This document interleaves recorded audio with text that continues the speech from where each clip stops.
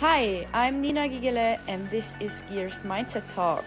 I'm here to interview and talk with athletes, pros, mentor coaches, entrepreneurs, and many more who relate to skiing. Together, we want to improve our mindset in skiing and also in business life. Nice. Another Skiers Mindset Talk, and this time with Dave Fridding. Hello. Thank you for having you. Good afternoon. Hello. How are you doing? I'm okay. Yeah, just in Switzerland training. So yeah, on the mountain this morning and a short time before physical training this afternoon. Thank you so much. I really appreciate it. And I'm so glad that we finally made it happen because I wanted to have you on my podcast for a couple of months now. Yeah. I was following you obviously over the World Cup, and I kind of love your story, and I'm super curious about your mindset. And I mean, you're from the UK. How did you start skiing? Where was it? I started on a plastic ski slope in the UK. We don't really have any mountains, but 40 minutes from my house was an artificial dry ski slope. And to be allowed to go on a family holiday with my parents, I had to learn to ski. So it was learning England first, and then you can come to the Alps. So that's why I started, and that's where I learnt a lot of my skiing. Wow, that's great. Did you have also a club you joined and you had like these kind of weekly trainings Yeah, or what did exactly. you do? I was a Pendle Ski Club. It's on a hill close to my house, well, 40 minutes from my house. And then I was in the race team from 8 years old. We trained Sunday morning and Tuesday night. So twice a week on 140-meter long dry slope, about 12 seconds long. But we had like a little community there, and then in the summer there's a whole race series around the UK. So yeah, it's quite it's not as big as it was, but it's still quite a big racing scene going around all the different dry slopes in the UK. Okay, interesting. So it's still happening, but you mentioned like the participant numbers are lower. Or It's do you maybe know? a bit less, yeah. I don't know why. Maybe there's maybe more. There's also an indoor series as well. So maybe certain people are choosing one of the two series. When I was young, it was only the dry slope series. So now it's indoors and dry slope. So maybe that's why people are choosing one surface rather than doing everything, because it can get expensive driving around the country. Yeah, fair enough. Yeah. Exciting. And when did you then make it to the Alps? Which year? Oh, so when I first skied for a 2-week holiday, I was 8, I think. But I didn't train in the Alps until I was it was in Norway, so not really the Alps, but until I was about 13. So a lot later than most. It's also maybe why it took me until I was 30 to get my first podium. So yeah, a late developer. That's impressive. Was it like you had it in your mind that you wanted to become an alpine ski racer? Or, I mean, I grew up ski racing with some people from the UK. They had a lot of traveling. How Yeah. was it? Yeah, I always had a dream to be ranked in the top 30 because then you watch them on the second run. And for some reason, yeah, I just had a dream to be an alpine ski racer. I used to enjoy watching it on the television. And for some reason, it was skiing and not football for me. I used to play a lot of sports when I was young, but skiing always seemed to be the one that my mind was set on. And yeah, it's a lot of traveling and that sort of thing, because we don't, like I said, we don't have the mountains. But no, it's I made it work somehow. I don't know how, but Interesting. And I mean, you just mentioned, because that's the direction I'm super curious about. I mean, you went through FIS European Cup, obviously, to go to the World yeah. Cup. But you just mentioned you had your first podium when age of 30. How how can you last that long? Like, what was the mind? What's your passion behind of it? Yeah, I mean, I came late. I was really not good in my first year of FIS racing. I think I was like 250 points. For people who understand FIS points, it's not good at all. But for some reason, I was just fixated on making it happen. And And Hmm. even when I was coming through the Europa Cup, there was I was my mind was set on making it. I had no plan B. I didn't have I didn't come from money or anything like that, so it wasn't a case of, oh, daddy's got my back, or mummy's little boy or anything like that. I had no plan B, and I would just set on putting everything I had into ski racing. And yeah, 29 years old, I maybe had £1,000 in my bank account, nothing to my name. But I was willing to, if it didn't work, and I was 31 or 32 and it didn't work, I was willing to literally do everything I could and accept if it didn't work, it didn't work, and then go and do something else. So yeah, I think the biggest thing was no plan B. Nobody was gonna. I had no one to fall back on. So it was like, I need to make this happen, and I'm gonna do everything I can to make it happen. And I think that's one of the reasons why it did happen. Interesting. What did you think at the age of 20?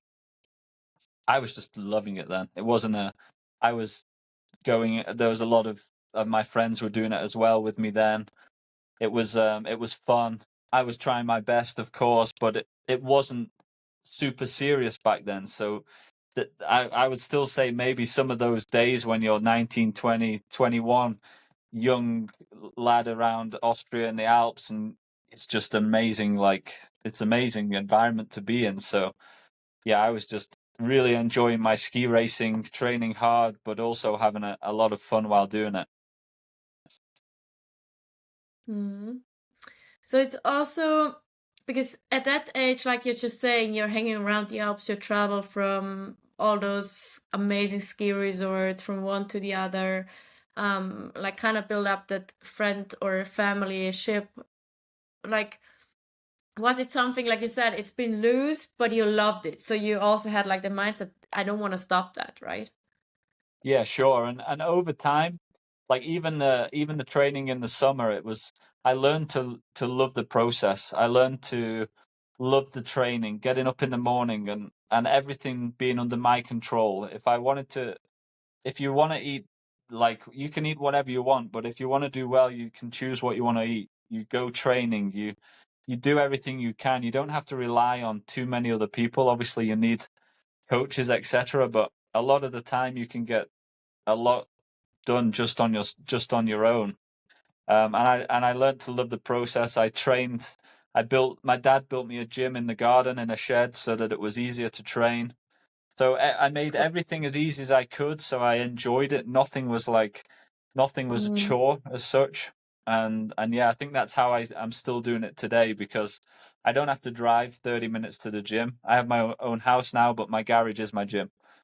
So everything's simple. I go in my garage, I do my weights. If I go running, I just run out of my front door. And if I go on the bike, I either again from home, or I go on the Zwift and do some racing on Zwift. So everything I do is I keep it as simple as possible and try and do it. Everything I try and do is fun and in a competitive way.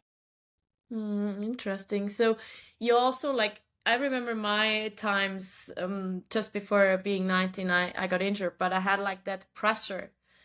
So you kind of like spent time racing, doing all that trial and work, but and you said like it kept you simple. So you didn't feel any pressure on yourself to race, to win, to perform.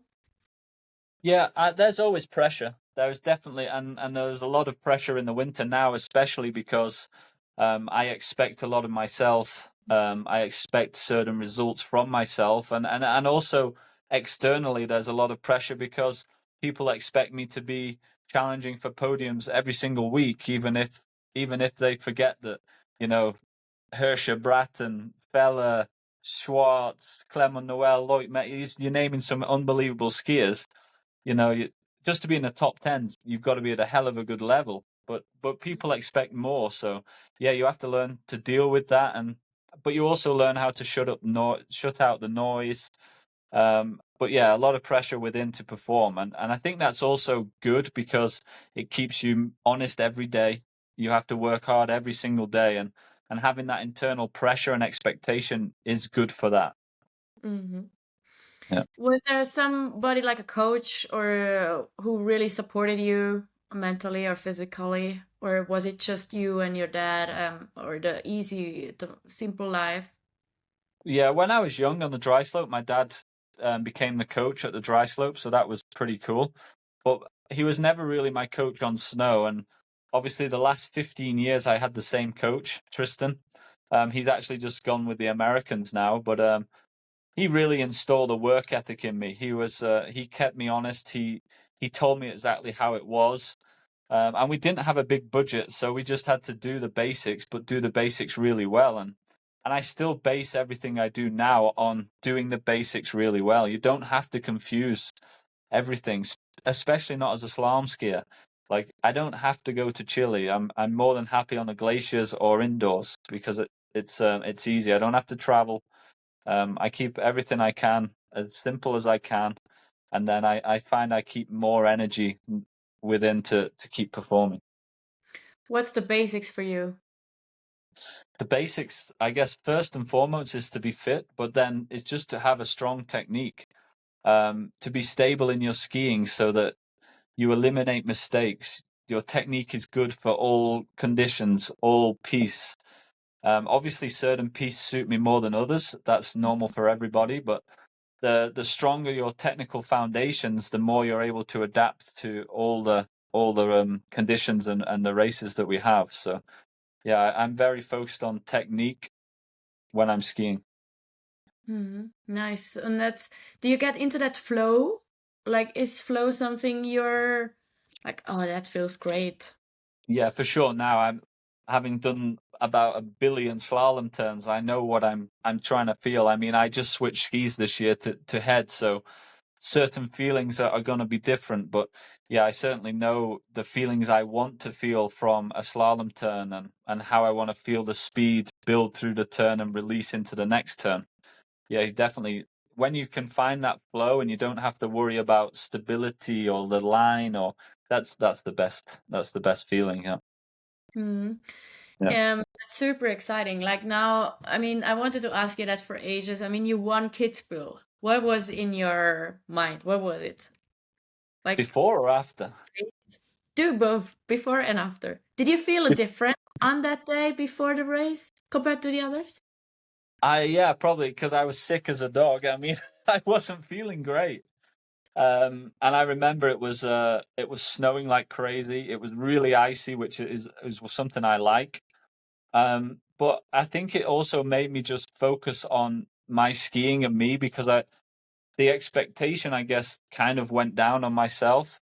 I don't know. I could definitely still have won if I wasn't sick for sure because I wouldn't have felt so bad. But I remember before the second run, I think I was in sixth after the first run, and my coach gave me a course report, and I turned to a serviceman and I just said, I'd love just to be able to breathe in the finish. So all I was thinking about was doing good disciplined skiing all the way to the finish. And on that day, it really paid off because it was really challenging conditions. So yeah, after it was kind of crazy to realize that I'd won a World Cup, also the first World Cup for Great Britain, which yeah, Yeah. that will stay with me forever. So I'm sure some Brits in the what's that? Sorry. Getting some goosebumps. Yeah. But I'm sure Brits will go on to do more than this, and the next generation is very strong. But something I can always take to my grave is to be the first one to do it, and Mm. it was really difficult. I was in positions to do it. In Levy, I was winning by half a second halfway down the second run. I've had other races where I've been leading at the last split and made a mistake. So to finally do it was massive. So yeah, it was a lot of it was a lot of also gratitude to all my sponsors over the years, Mm. just for them to know that the money that they gave me to support my skiing was worth it because that sponsorship when I was 18 to 22, when I wasn't on the television, they were the guys who were like, "We believe in you, so we'll support you, and then go and do it." And to do it at like 35 after all those years I felt so much pride to show them that their support was correct, and yeah, I made it happen. So that was really cool as well. Was it a relief in that case? It was a bit of a relief to win because I believed I could win, but I also knew as I was getting older, the chances were getting less and less. But when I was young, I never dreamt that I would ever be good enough to win. I just dreamt maybe to be ranked in the top 30. That was the goal. Obviously, when I did that and then got into the top 15 and had a podium, then you start thinking, wow, this is quite something. And then you obviously start thinking about the win and more. But it was a bit of a relief because I knew I could do it, but doing it is something different. But I wouldn't have finished my career if I hadn't have won, thinking it was not satisfactory. I was already massively satisfied with how I'd managed to get. I think that was my third or fourth podium, but even just to have a podium was crazy for me. To already have a Gamps, and now I've got 3 Gamps. I look at them at home when I have like breakfast or dinner because they're by my dining table, and it's crazy to see. And yeah, it's still I still think it's just it's a bit nuts, really. Yeah, You can be proud of you. I mean, that was epic. I yeah, yeah. remember that. That's cool. Um, you mentioned like you're older than, let's say, the competitors. Is it something affecting you, or where can I you take don't. out? I was never. I will never have as many wins as say like Marcel Hirscher or Henrik Kristoffersen, but what I feel that is like my sort of legacy is being able to perform as an older athlete. Like all my podiums have been in my 30s, and 4 of my podiums have been after I was 35, and the oldest guy ever to win a slalom at 35. So I feel like my legacy is being an athlete able to perform still at my age. 30, I'm 38 in December, but still being able to perform, which has never been done before. Like I'm ranked 7 in the world. That's never been done before. So I'm doing things that not only no other Brits done, but no one else in the world has done, and that's kind of cool because okay, was always the only Brit in the past, and people always saw me as a good British skier. But now I really feel like I'm proving that regardless of nationality, I'm doing things that haven't really been done before. I still have a goal to get the oldest slalom podium. I was 12 days too young last year from Ratsolis, so that would be nice. But yeah, we'll see if I can achieve it. But I'm proud that I still have the motivation and discipline to do it at 37 because it is harder than say 27. I'm very impressed about the way you see that you really focus on the basics, and do Hmm. them right rather than just getting all that extra, I don't know, endless, Yeah, right? yeah, Also like fear yeah, of missing out and stuff. And that's probably also the key, because sometimes maybe younger ones are just done when they turn 30, because it's been a very intense years for yeah, them, and you got the chance to take your time as long as you need to yeah, reach yeah. the goal, or where you are now. And that's very impressive. I think that's really cool, because it shows also for others, to just keep on doing what you love, and Yeah, exactly. Yeah, yeah. Yeah, I always say it doesn't matter if you're the best skier when you're 16 in the world. No one remembers who is the best skier at 16 years old. It matters when you're 25, where are you at 25? Okay, the Marcel Hirsch's, the Henrik Kristoffersens, Brattons, some do it earlier. But for the majority of people, it's right. Where are you at 25? And are you making it towards the top 30, or are you in the top 30? That's what really matters. So yeah, it's I certainly didn't burn myself out when I was young. My body, because I didn't do a lot when I was young, my body is still, touch wood, totally pain free. I get more muscle sort of niggles now that I'm getting older, so I have to be sensible with what I'm doing. But yeah, I'm still skiing pain free pretty much, and I think that's because I had a really building process, and I still go through a process where the start of the summer is about getting the body foundations, the strength, etc. Build up slowly. Don't do it too fast, and then do it well over the summer so that in the winter my body's ready for all the challenges. What's the must-have in your process? A strong back squat. A strong? Sorry? Back squat. Oh, really? Yeah, yeah.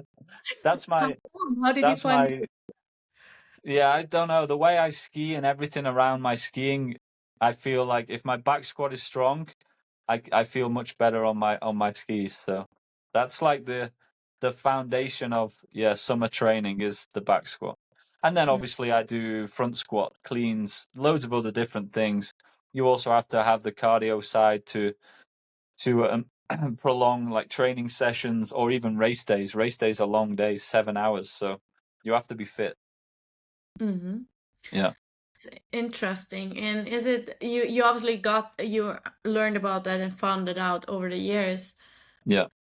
And on skis, like something you need to test, or do you always have to have your skis So right?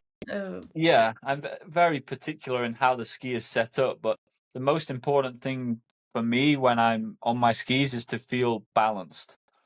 If I mm-hmm. feel like I'm in my balanced position in the ski boot and on the ski, then I can attack the turn. Once, if something's too aggressive or the boot, I can't get the ankle flexion in the boot, then I'm for sure not comfortable and I can't do the skiing that I want to do. So to feel balanced in my ski boots is the first thing, and then I start to work on what the skis feel like after I've found that central point on my ski boots. And is it something like, I mean, you're talking a lot about feeling, so you obviously need to feel. Yeah, I'm yeah, I'm, I'm feeling too on skis. I'm yeah, not a yeah. adventurous active person who is on skis, so I'm kind of. I think it's very interesting how you speed up. Like you need to feel. What does that mean? Yeah, so I think it also comes from skiing. I'm still a little bit more of an old school style. Like the equipment now is so aggressive and so direct, and the turn is so short compared to what it was even 5, 6 years ago. So I still need to feel a lot into the top of the turn, and if I can't feel the ski engaging into the turn, then I never feel like I can get into a strong position in the turn.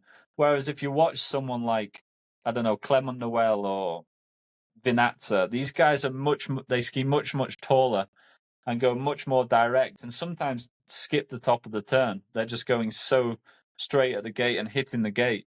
That's not really how I have Mhm. learned to do it. So I have to feel that top of the turn. So I have to feel like I'm balanced in the middle of the turn before I start it, and that's where the balanced position comes in the center of the turn or in the transition of the turn. Sorry.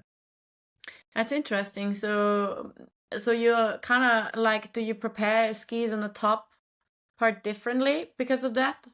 No, no, not really. I just make sure that my skis aren't like you can tune skis now with machines and all sorts, but I still prefer the hand file because it's not too aggressive. So I agree. sometimes I'll go a little sharper under the foot so that in the turn when it's icy, I have more hold under the foot. But yeah, I still like it to progress into the turn. Mm-hmm. Yeah, So it's also like I think that's super interesting. Like you just said that you're going over the top. That's what I grew up to, and I like that yeah, too. But yeah, you can see like from other skiers, they just go straight towards the yeah, gate, yeah, skip that part, right? yeah, yeah. Um, is it something? Did you try out the other way, or would you like to try it out, or do you think you need to adjust that, or is it just because you will never? I You're different. yeah, I think I'm just different. I think it would take too long to learn or to refine that skill. Like I grew up, my first skis were like not even carving skis. Whereas these younger guys, they've always had the carving skis, the aggressive boots. That's just how they've grown up skiing. So they've done that sort of skiing since they were 10, 11 years old.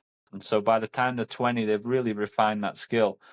I've had to learn to go more direct, but I Mm-hmm. still try to do it with a clean top of the turn and maybe I ski a little bit further, but I try to carry the speed from arc to arc rather than skipping maybe a bit of the distance.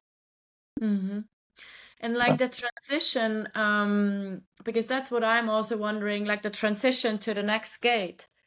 It's so fast now. Like how would you like what would you say in your mind what happens there? I think it starts on the exit of the turn before. And again, it comes back to, as long as if I'm not comfortable in my boot, then sometimes I'm too far behind or get pushed back in the out of the turn. So as long as I'm in my balanced position, I really sometimes think about getting out of the old turn as fast as I can, so that I find my middle position and then I can get into the new turn. So I think it really starts from the exit of the turn before. And sometimes I even actively think about pulling my legs out of the turn if I have to, and that also shortens the turn and makes me move actively into the new turn. Is it also like, is it because then you would hold it longer from the before you Exactly. If I'm pushed back, you can't get off the ski. You're stuck here, like fighting, and the edge is holding, and then you have way less time to get into the new turn. So if I can finish the turn in a strong position and then actively get out of it, yeah, that's what I sometimes think about to speed up the movement process. Is Yeah. it also like because it really has to go from your legs, right, to kind of Yeah. quickly transition. Is it something you practice also beside on skis, or is it just happening naturally that when you're like training through the I, I gates? I actively think about it when I'm training. Say if the course is short distance, if it's under 10 meters, then sometimes you have to do a lot more to get out of the turn, to find the athletic stance or balanced position in the middle of in the transition of the turn, so that you can start the turn in the right way. Because if you skip certain areas, if your shoulders are not coming out of a turn, if you have to try and initiate the new turn without lining up everything for the new turn, then you can't do a good top of the turn. And the one thing my dad always said to me when I was young, he always said, like, for every action, there's an opposite and equal reaction. So if you drop your inside hand, that can pull your upper body and it will pull away from your outside ski. So that's always in the back of my mind. So trying to have the upper body discipline, trying to be in the right position, keeps the process going down the piste. And there's something like Henrik Kristoffersen's very good at. He does a very good turn 75 times down a slalom course. He's not always the fastest on every section or the fastest, like, outright speed skier, but he will do the right movement every single turn. And very rarely is he like caught out of shape. A little bit more the last year or two, but when he was like competing with Marcel, he was savagely good at never putting a foot wrong, whether that's even his hand dropping. You never saw it. He was just processed, like doing his thing, and it's really important. Yeah, It's a lot about automation, probably. Also, keep doing the same thing to get used to it, right? I yeah, mean, yeah, that's what sure. it's like Christoffersen. Yeah, if you're thinking too much about technique or something else when you're racing and not thinking about, say, Kitzbühel or Wengen, you have to think so much about what's coming up, how to adapt to the terrain. You really have to think about that. So you can't be thinking like about too much on your technique. Maybe one thing I remind myself to do, but other than that, it's how do I attack this course? So it has to be automated. It has to happen naturally, but that only comes from practice. So there are also some like listeners who have the business mindset, right? And Yeah. I kind of you just said how to attack the race or how to finish the race, like the best way. What's your recipe for that? To what? To bring about the best performance, or How to attack the race? I think business and sport is exactly the same thing. I think it is just in a different profession. I think you have the same similarities of what you have to do in sports to be successful as a businessman, a lawyer, a doctor. If you want to be the best, you have to do the processes and you have to commit to preparation and time to get better. And I think if you know you're prepared and you know that you're physically good, the train's going well, your technique's good, your equipment's good, then you can stand in the start gate, visualize the course, because we don't get to ski it beforehand. So a lot of visualization, and that brings about an inner belief. And I think in business, like I ran a cafe with my wife for 4 years. It's the same things. If you haven't got the fundamentals into your business, it might be okay for a month or two, but along the way, something is going to come along that destabilizes your business. And that's the same in skiing. I could be very fast 70% of the time. I go to, I don't know, Wengen or Kitzbühel, and you see a lot of people there, all of a sudden they can't finish. And that's because something in their fundamentals isn't right. So yeah, it's knowing that you've prepared well, everything is meticulously where it should be, and then you can go out and attack the course. And then as a business person, you can go out and attack the marketplace. You can go out with, whatever you think's going to bring you more customers, or how do we get more customers into the cafe? Well, the coffee's got to be bloody good. The cakes have got to be homemade and blooming good. And we've got to do a reasonable but simple menu. So it's just the same thing. I tried to, when in the cafe, it was like, right, do the basics really well. Good coffee, good cakes, good basic sort of hearty homemade food in a nice environment. So it's exactly the same thing. And I took my process from skiing straight into that cafe, control my costs.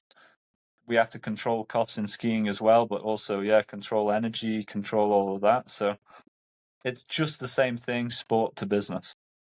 Yeah. And then being mentally stable to, there's always going to be challenges. Things are going to come at you, but you've just got to respond to them and be mentally strong to, if you have a bad day, you get up the next day and you work on the solution. What was the biggest learning mentally for you? Mentally, the biggest learning. That's a tough one. I think the hardest thing that I had to go through was when I thought that I'd done everything I could and I wasn't going to make it. I think it was in 2014 or 2015. I'd done everything I could. I'd done a ridiculous amount of days training on snow, 200 or something, and I missed the top 30 on the World Cup by 1 point. So I missed out on all the sponsorship top 30 like bonuses or whatever. And I remember going home and I just thought, I gave that absolutely everything. I think I was 27 or at the time, or maybe even 28. And I thought, do I really have it in me to do another summer of training to try again?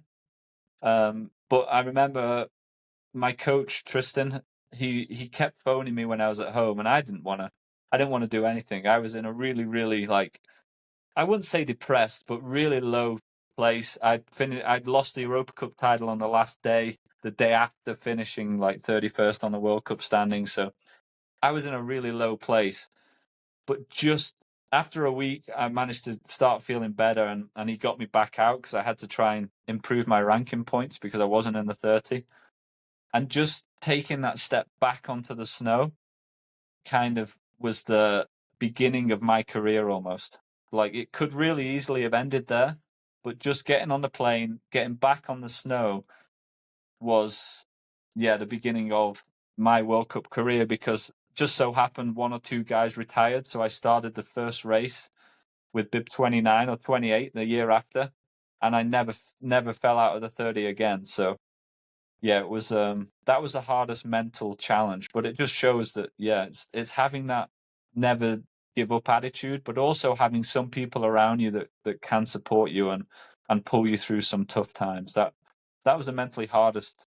I'm not sure. I guess that's the biggest learning curve as well, was just to go through the hard times and keep getting back up. And I have to mentally, I know I don't have the same opportunities as the Austrians. Like, I've done my whole career without a physio. I did my own skis until I was 28, and I think a big mental show of strength is to know that you're going out there disadvantaged or with less opportunities, but still going out there to try and win and to try and beat the guys who have it all. And I think that's what's made me mentally strong and mentally tough to still do it at my age now, because I've been through some tough days, and they still come. Very, very inspiring. It's definitely different to some people, yeah. Yeah, I mean, and that's what inspires me, because maybe we lost in general, it's a general question, we kind of lost the focus on the basics, like on what's really, it's skiing, right? And yeah, and not like being, I don't know, covered by so much like things, surroundings, which would draw you more and stress you more than help you, right? Yeah, Even if you think a big thing I laugh about is, and I'm not saying they don't work, but I see a lot of athletes who love putting on their social media they have their recovery compression things on, you know, but filled with air. And I'm like, well, just get fitter. I know for a fact that they're not as fit as they could be, but they'll put on the recovery pads because it's easy. Well, how about you go out, get stronger, get fitter, and that's going to be a bigger thing than putting on some compression air, blooming whatever. It's like, and that comes back to the basics. Are you doing everything you can to be the best, rather than worrying about, do I have my compression? I don't even know what it's called, or have I had an ice bath, or have I done this? It's like, well, have I done the training? Am I strong? Do I need to drag myself out of the bed and do a run instead? Maybe. And that's the basics that people don't want to do, because they're hard and they're boring, but they've got to be done. That's the execution. That's also the struggles in business.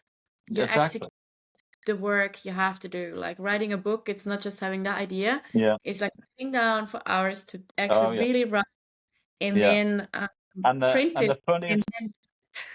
The funniest thing I always see is where employees or certain people, they'll say, oh, I wish I had my own business, or I wish, you know, oh, they've got it easy, the business owners, they don't do all the hard. Like one of my best friends, he runs a business, and I've seen him work from 6 a.m. till 1 o'clock the next morning, day after day after day, for years, to get a business to where it is. And if something goes wrong, he still has to do that now. And it's what people don't see. And when they think, right, well, I'm going to open my own business, then they see it. It's not easy. Most of the businesses stop after 3 years because exactly those things. I mean, some other parts too, but I think that's very impressive, and I kind of like that. And I feel it's super impressive. I mean, you're 37, you're performing your top 10 in the World Cup.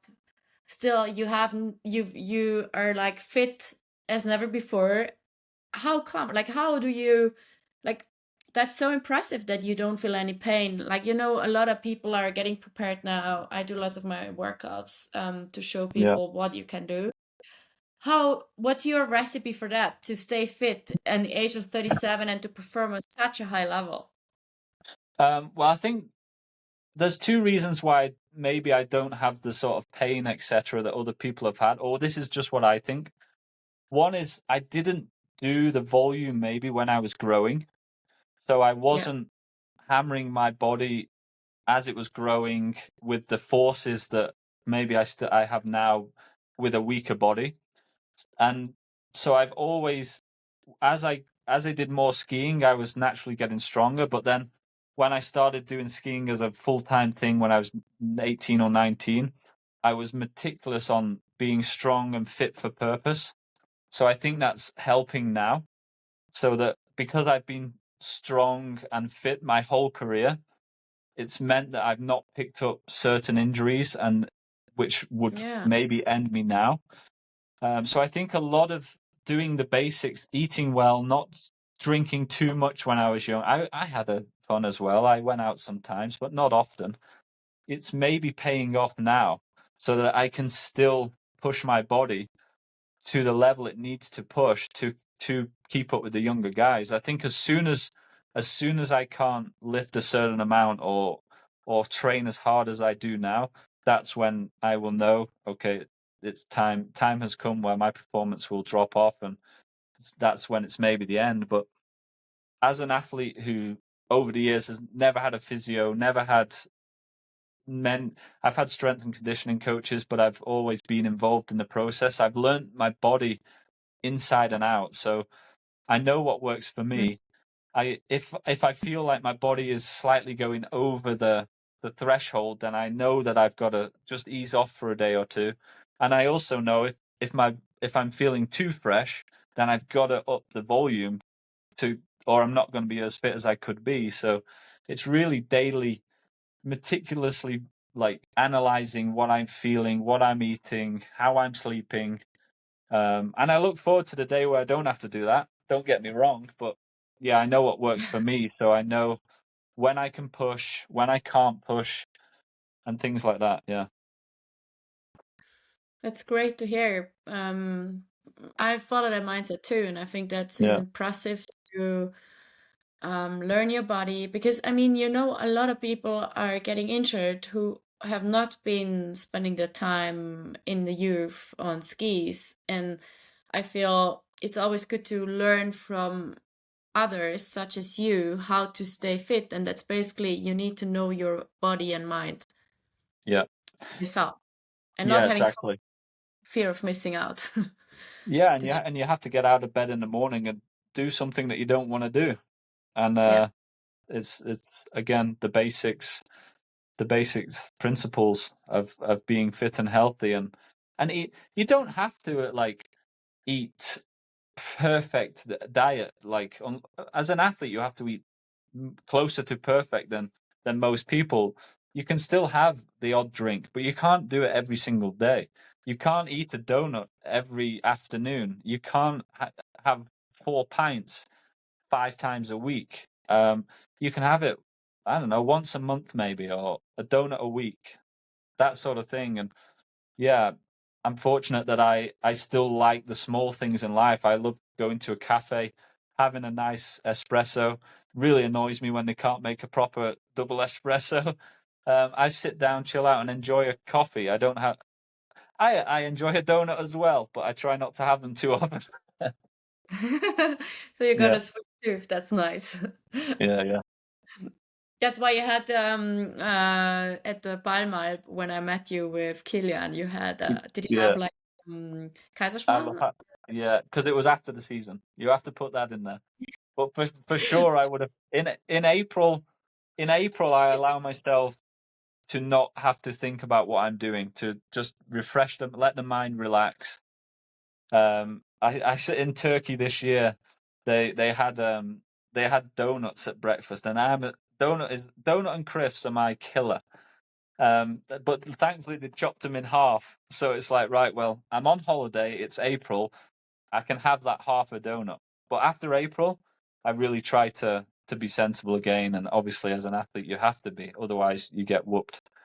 So yeah, but yeah, it's about just being honest with yourself. If you want to do something, then you have to. It's not easy, but you have to. You have to Do it. avoid the instant gratification. Mm. Yeah. Inspiring, great.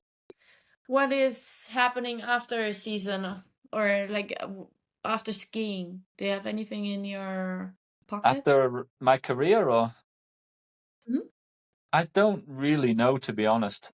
I having run a cafe for 4 years with my wife. We sold it last year because we have a daughter now, and with being away, the balance had totally gone for my wife. So it was a sensible thing to do. It's really made me realize that outside of skiing is not as easy as it looks. And it also makes me aware that I know a lot about ski racing, and I know a lot about how to perform and bring yourself to like a peak performance. So I can't see myself being out of skiing. I definitely won't be a coach all winter because it's not fair on my family, because I can't go home in the evening after training on the day. My home's a flight away. So but I will definitely do something in skiing, I think. Whether I do something on the side with a business, or I would like to do some mentoring, and try and put across my way of thinking and remind the youngsters about the basics, because especially with social media, it's very easy to Yeah. show all the airy fairy things around it that look cool, and they really forget about just do the basics. Forget about what that guy's doing in New Zealand because it looks cool and whatever. Just go on the snow, focus on yourself, and do a process. And I'd love to get my process across. And I think if you start with athletes, you can really take it to the business world, because it's the same process in business as an athlete, and I would say 90% of the mindset is the same. So I'd love to see if I could transfer some of my logic and ideas to business, which I did with the cafe, but to help other business people as well. It would be interesting for me. I think it's very inspiring, and I realized that too in social media, that especially in skiing, or even in other sports, like the focus is lost. It's Yeah, like you say, they're struggling yeah, with the basics to do, like yeah, train, do again, repeat, like go up and ski not just 5 times, ski 100 yeah, times the same run. It's good to hear that from an yeah. expert who is really like successful in what he's doing. I really appreciate your time and talk with me. No worries. Cool. Thank you so much. No problem. I think the topic social media and focus, we could do another podcast, would be interesting. Yeah, sure. No And problem. No, thank you so much. nice to chat, and thank you. Yeah, thank you. It's been really fun. And good luck for the season. Send it. And I will need it. yeah. I will need it. Thank you. Ciao, ciao. Bye bye. Thank you. Bye.